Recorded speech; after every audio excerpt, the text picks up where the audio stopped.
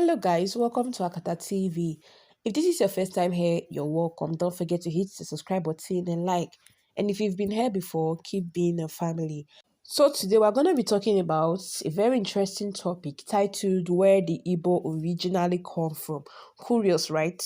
You want to know. So there's one popular misconception about the Igbo people. The first persons that studied them were the Eurocentric scholars, and they studied them and propagated widely that the Igbos were stateless before the arrival of the British colonialism. And this notion was based on the European worldview, which equated the idea of centralized monarchical system. Amazingly, what these early scholars failed to appreciate about most Igbo groups were their egalitarian nature of a lot of Hebrew societies. Now, like the case of most other African ethnic groups, the origin of the Igbo people, who are found predominantly in southeastern areas of Nigeria, is difficult to piece together because, again, it is steeped in oral tradition. So today, we'll be looking at one of the most enduring cultures in Igbo, the Eri. So we all know that the home of the Igbo people can be found in southeastern Nigeria, and the area is divided by the Niger River into two unequal sections, which is the eastern region. The eastern region is the larger section, and the mid-western section. The Niger River, instead of being a barrier to cultural unity, it has been a solid means of communication in an area where many sentiments claim different origins. So now the Igbos are surrounded on all sides by other ethnic groups like, of course, the Ijaw, the Ogoni, the Igalas, the Tivi, the Edos, the Shekiri, Ibibio, and others. While some accounts insist that the Igbos are indigenous to where they are now. Others suggest that they came from around the River Benue, while others suggest that the Igbo came from the land of Israel. I don't think they actually came from the land of Israel, but so let's continue. The predecessors of the present rulers of Onitsha, that's one of the principal cities in Igbo land, Obi Ofala or Kabwe, is actually on record declaring a kingship between the Igbo and the biblical people of Israel, in which the same way that some Yoruba's traditional rulers claim that there is a relationship to the Middle East through Lamorodu. So late Mr. Obi is saying that there is a connection between the Igbos and Israel. So let's hear what he has to say. So according to Mr. Obi, he said the founder of Inri, whose name was Eri, who came from the Israelite tribe of God, traveled from Egypt and arrived at the confluence of River Niger, Manu, and Anambra.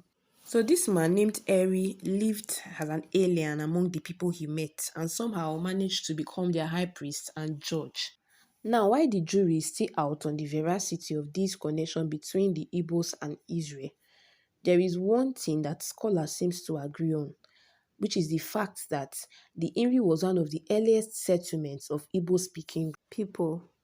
Now, their Fibos are saying that the Inri developed an egalitarian and highly centralized society headed by a priestly king known as the Azeri.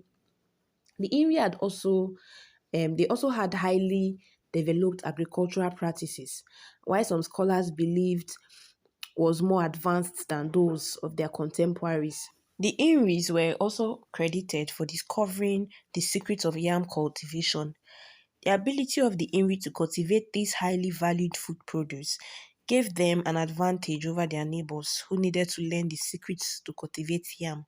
So this scientific breakthrough boosted their profile of the kingdom and its reputation because a commercial century spread easily far and wide. So let's hear what Anda and Kwanda have to say about the Inri. So according to Anda and Kwanda, around 900 AD, Inri also made a technical breakthrough in mastering the art of iron smelting.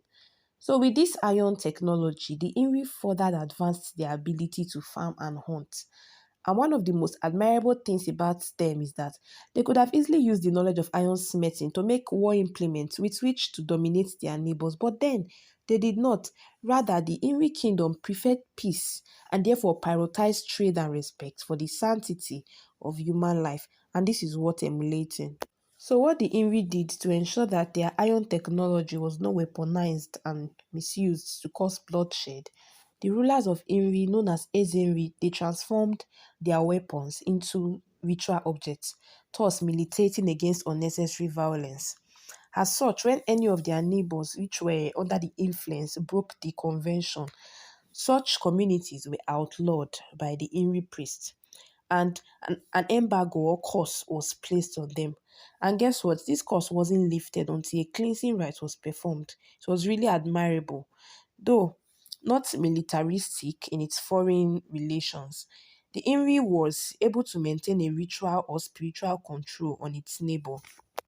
So another scholar named Walter Rotnin, who also studied the Inri, widely believed that the streets of Inri were the roads of the gods through which all who died in other parts of Igbo land, which were under Inri's influence, ascended to the spirit world. So this simple mythical reputation and the ritual importance of the kingdom enabled the Ezenri to send delegates to other settlements. His delegates would then request those settlements to pledge the allegiance to Inri. And indeed, this was really a peaceful way of expanding their controls. So apart from this, unlike any other group, the Inri divinats, their priests and blacksmiths enjoyed immunity to travel due to the value of their services to the communities that they travel to. So, guys, if this is your first time here, you're highly welcome. Please do not leave this channel without subscribing. And if you've been here before, keep being a family.